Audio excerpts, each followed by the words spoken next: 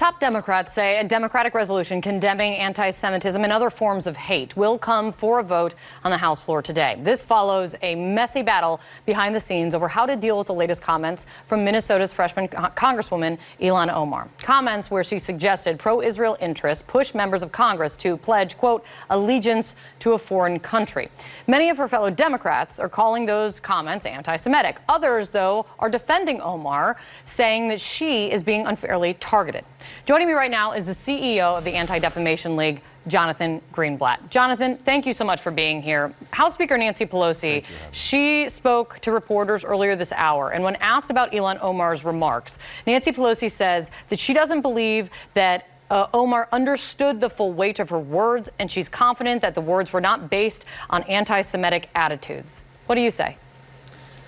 Well, look, it's hard for me to say what's in Representative Omar's heart, but I have to deal with the reality of what she said again and again and again. And the fact of the matter is this accusation that Jews have a dual loyalty or require people to pledge allegiance to a foreign power. It is an anti-Semitic charge that has been used against the Jewish people literally for hundreds of years, long before there was a state of Israel. So we are offended by this anti-Semitism that is not only directed at the Jewish people, it is an un-American thing to say, because accusations of loyalty to a foreign power, that was used against Japanese Americans in World War II. It was used against Catholics when John F. Kennedy was running for president in 1960. It doesn't deserve a place in the public conversation, period. You put your words very forcefully, we're saying them here, but also in an opinion piece, and I want to read just a bit of it for our viewers. Let's be clear. The problem isn't that Omar criticized Israeli policies. The problem is her comments were anti-Semitic.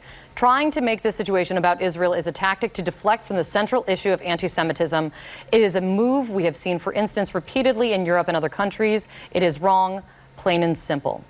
So, Jonathan, what do you want to see happen? What do you think of this resolution? Well, it's hard for me to comment on a resolution whose text I haven't read. True. But what we want to see, what we called for earlier in the week, is for the House of Representatives to clearly and forcefully and unambiguously stand up against anti-Semitism. And let me just say, this doesn't preclude the House from taking action against other forms of bigotry. It's reprehensible that Representative Omar was targeted because of her faith, and she has been the victim of smears. She has been targeted, frankly. We called out when she was attacked over the weekend in that poster in West Virginia. So we have the ability to fight all forms of hate, but this is about anti-Semitism. That is the issue at hand. That is what the House needs to address. If the resolution, as Nancy Pelosi's described it, it's going to be more than just anti-Semitism. It's going to condemn all forms of hate, Islamophobia, white supremacy. Is that a good thing?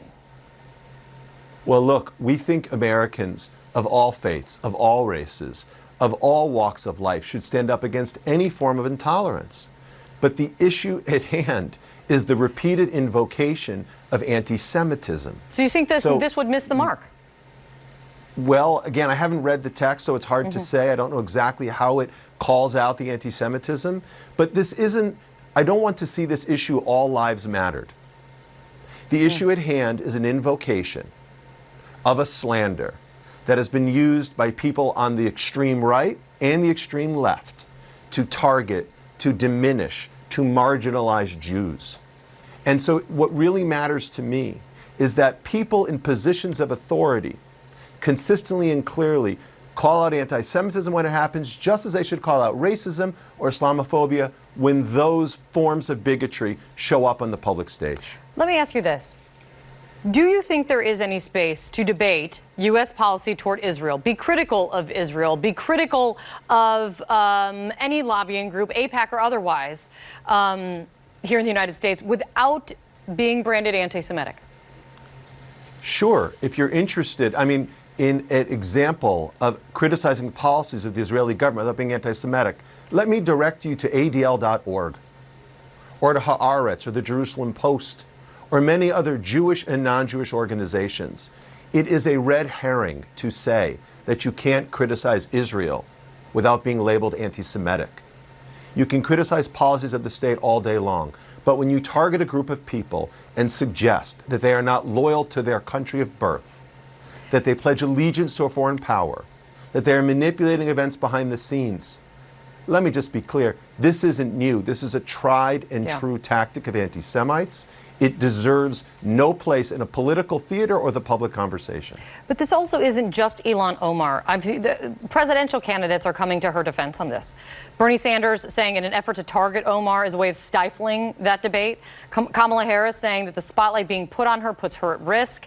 Elizabeth Warren saying branding criticism of Israel as automatically anti-Semitic has a chilling effect on our public discourse. That's why I asked that question, because I'm hearing folks almost making this an either or. What do you say to them? I think that is a false choice. And I think these presidential candidates are flat out wrong. One more time, there is nothing wrong with criticizing policy of the Israeli government. We do it at the ADL. The issue here is not about its policies. The issue is prejudice here in America right now. And I would actually go so far as to say, those who suggest we can't have a conversation about this, they're the ones stifling our ability to get into a better conversation that recognizes people of all faiths, again, of all walks of life, to allow them to fully participate in our democratic process. So for me at the ADL, as an organization that fiercely fights anti-Muslim bias, that has stood up for Syrian refugees, that has defended Representative Omar herself, that doesn't mean that we don't call out anti-Semitism when it happens, and that is the case here. Jonathan Greenblatt, thank you so much for coming here. I really appreciate it.